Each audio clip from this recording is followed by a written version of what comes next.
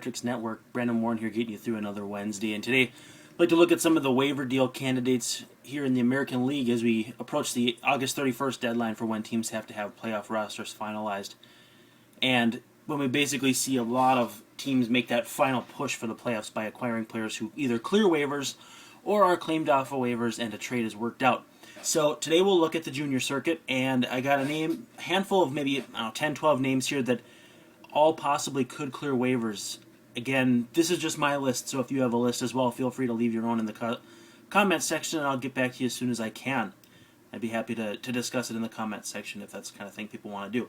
So, obviously, I'll start with the team that I know the best. That's the Minnesota Twins, and the Twins have probably three candidates of guys that would clear waivers, and that's also considering that Danny Valencia did get traded to the Boston Red Sox here a couple days ago for a minor league outfielder. So the first guy I want to look at is Carl Pavano. Pavano has a 6.00 ERA, has only thrown 63 innings so far this year, and is a free agent at the end of the season. Pavano would probably clear waivers. He's injured right now, but should be back in the rotation maybe in the next couple weeks. So he may be able to throw one or two starts as kind of a brief audition for teams looking for starting help down the stretch. A team maybe like Baltimore, I could see looking into him.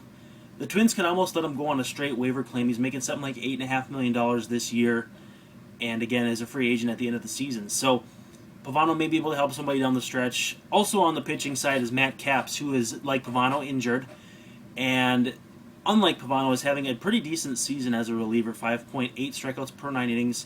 He's got ERA in the high to mid threes, but he has been plagued by .239 batting average on balls in play. And when I say plagued, he's actually been pretty fortunate to post the good numbers he has. So just like Pavano, I think the Twins would be happy to get out from under that contract and move on from that experiment. The third guy that I think the Twins might be willing to look into dealing is Justin Morneau. I don't think that it's a very likely thing. He's due $14 million next year in the last year of his contract extension.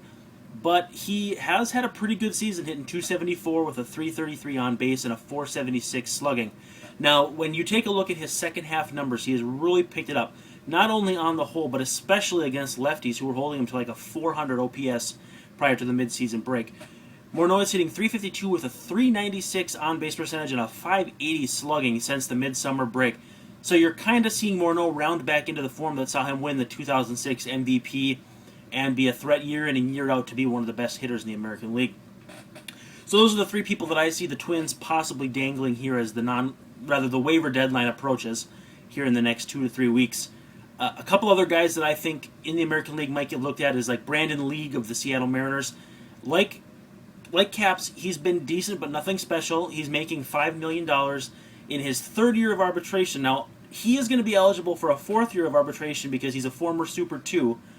That means that his $5 million salary this year will obviously get him pretty close to that if he goes to arbitration. So he's a non-tender candidate as well because you get a guy with 5.4 strikeouts per 9. Again, a mid to high 3 ERA, kind of a high whip at 1.50.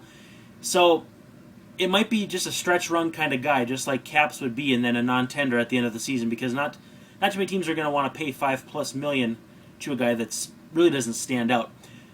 Once we move on from the Mariners there, we go to the Kansas City Royals. I think a couple guys that might get moved, and now this is also considering that Jose Mijares has been moved on a straight waiver claim to the San Francisco Giants. So Dayton Moore and the brass over there in Kansas City are obviously willing to make some moves. A couple guys in Kansas City that I think could get moved include Jeff Francoeur, the right fielder, obviously blocking Will Myers down on the farm.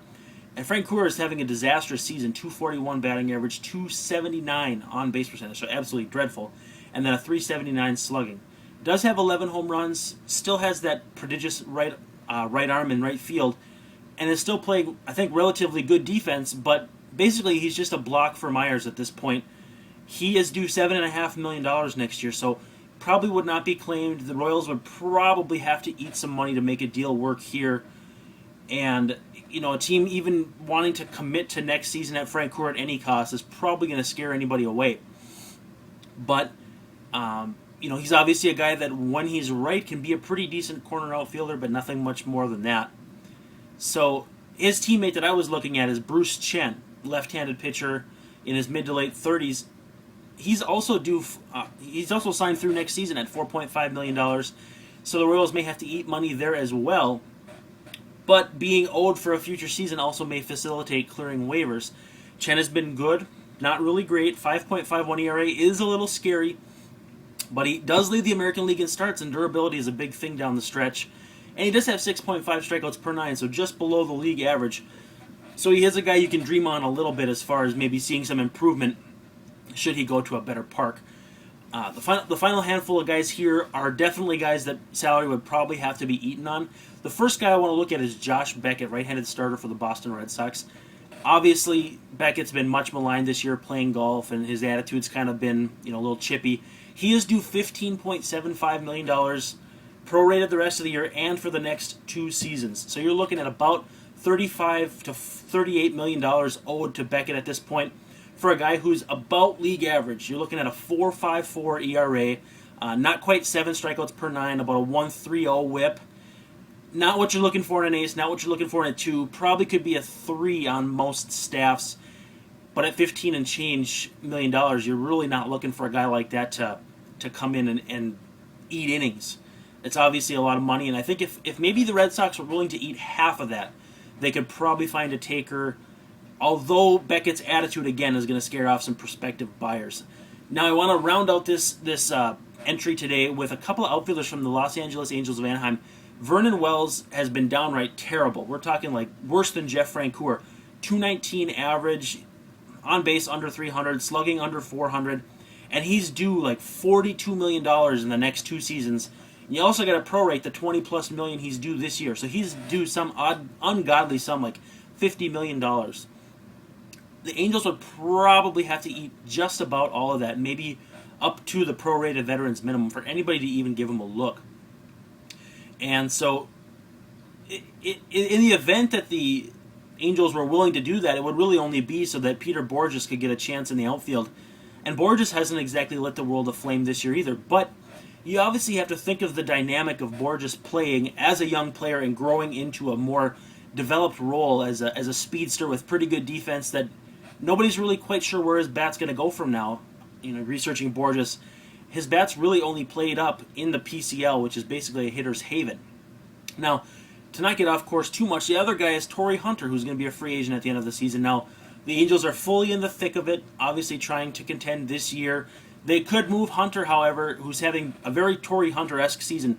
293 average, 348 on-base percentage, and a 442 slugging. So it's like a 790, 800 OPS, which is basically what Torrey Hunter's good for year in and year out. Obviously, it would be better if he was still playing good center field defense like he was 7-8 years ago. But it's a productive bat that somebody could slot in their lineup if they wanted to take that plunge. He is due prorated $18 million for the rest of the year and is a free agent at season's end. So if the Angels wanted to maybe save a little cash, especially if they're banking on maybe extending Zach Greinke or just thinking about how much money they're going to be paying to guys C.J. Wilson, Albert Pujols going forward, or, in fact, what a Mike Trout extension might look like if they pursue that avenue as well. I could see them maybe moving one of these 2 outfielders for pennies on the dollar. So, those are the American League waiver deal candidates that I see at this point. Obviously, the picture is going to get much more clear as we move towards that August 31 deadline, and trades can still take place after that deadline. It's just that the players are not playoff eligible. So, there's not a big incentive for teams to move guys unless it's a team that's maybe not in playoff contention and is looking to just build for the future. So that's today's Wednesday Sabermetrics Network piece. Next week I'm going to take a look at the senior circuit on the National League side with guys like Alfonso Soriano. So thanks for tuning in, and I'll see you next week.